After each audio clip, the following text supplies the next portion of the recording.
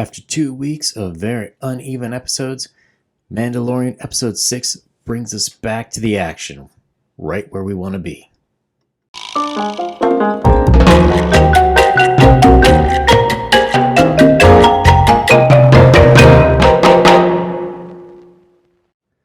Hey everyone, Yanjao back again. Mandalorian Episode 6. What a fantastic time. This really shows what the series should be and what the show needs to be.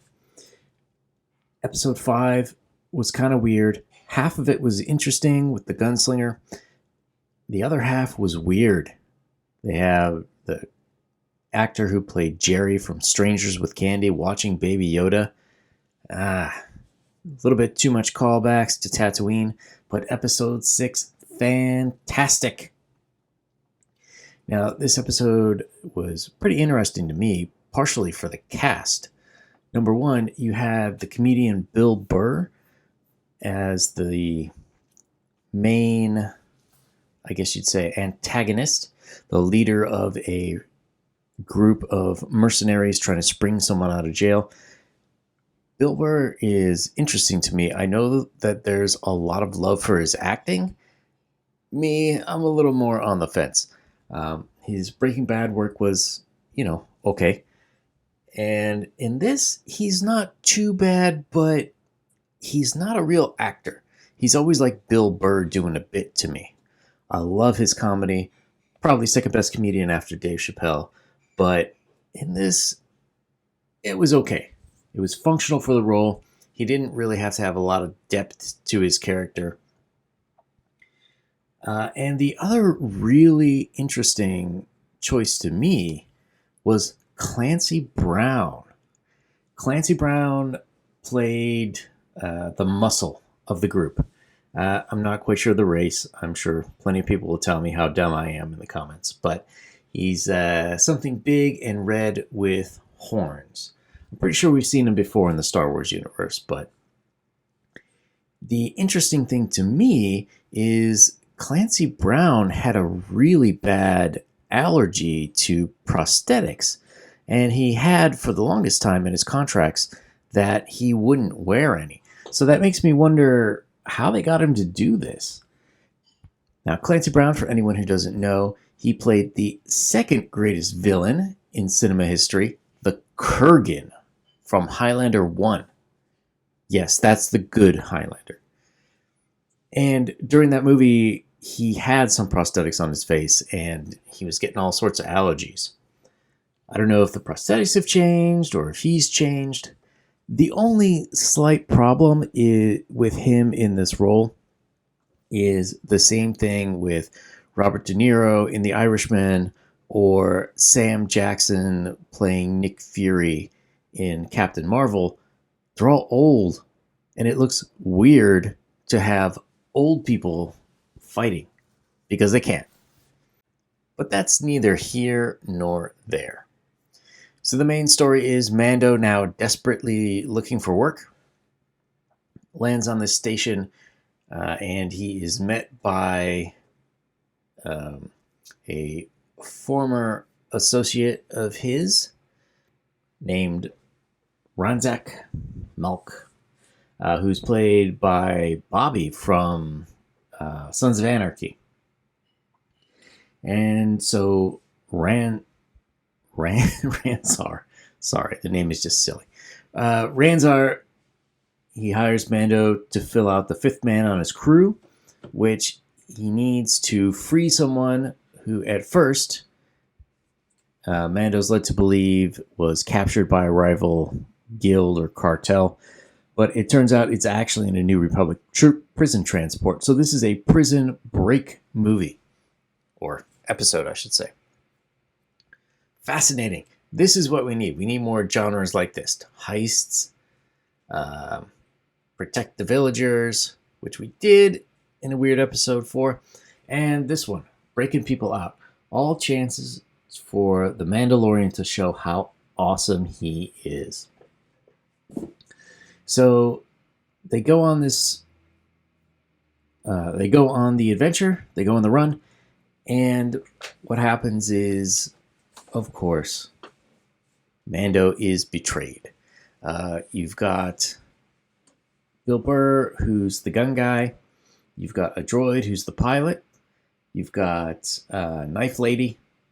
And then you've got Clancy Brown's the muscle and the Mandalorian. So just by the way these movies work out, everybody's got a specific role in these things, right?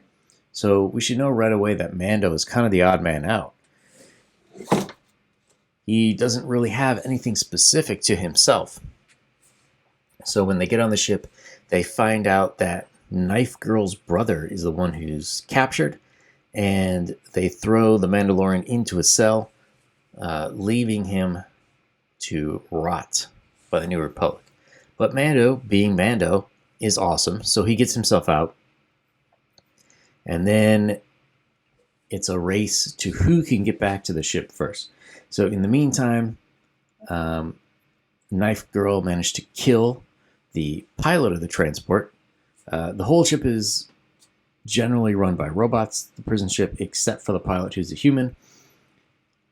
Knife Girl kills him, which he sets off a beacon to the New Republic, signaling that there's trouble on the transports and help is like 20 minutes out. So they're up against the clock. Mando basically takes out everyone in the crew. Now, the only thing that kind of disappoints a little bit about that is that you would think realistically the Mandalorian would kill them, but no, they all end up in a prison cell. This Mandalorian has a real habit of not killing people, and it really sort of messes with the tone of the show. He's like badass, but not quite badass enough. Now, I understand Baby Yoda might be influencing him. Maybe he's trying to become a better person. I don't know. It's hard to say. Now, we do see Baby Yoda, for all the Baby Yoda fans. He's kind of hanging out in the Mandalorian ship. He is discovered by the group, who mistake him for a pet. And then later on in the show, the robot pilot is hunting around Mando's ship looking to kill the thing. So this was a pretty good episode, especially with the action.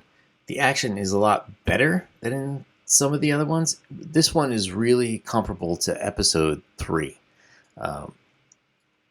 Now, they're mostly fighting robots, so you don't need, or Disney doesn't need to worry about violence against humans, breaking its policy or whatever. So that part's good. It's just in the fighting other humans, or humanoids, I should say. It's just a little weak. Some of the fights are good, but some of the fights are just, I don't know. They just lack some oomph or a certain amount of brutality. We don't need blood spurting everywhere. I mean, I would say cutting off limbs, but Star Wars is pretty famous for that. What we really need is just a little darker intent.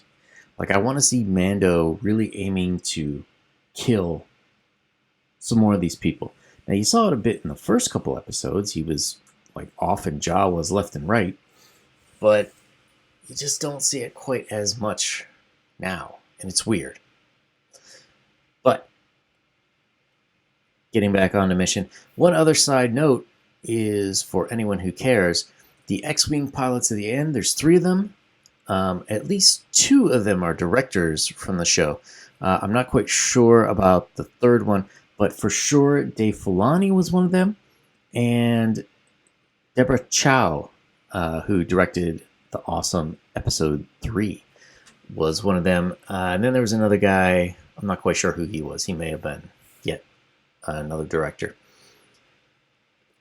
All right, guys. Quick review, actually out on time or early. Thanks a lot for watching. If you liked the video, give me a thumbs up. Click subscribe for more content. And leave a comment down below. What did you think of episode 6? Are we going to get awesome episodes every 3rd one? I'll see you guys soon.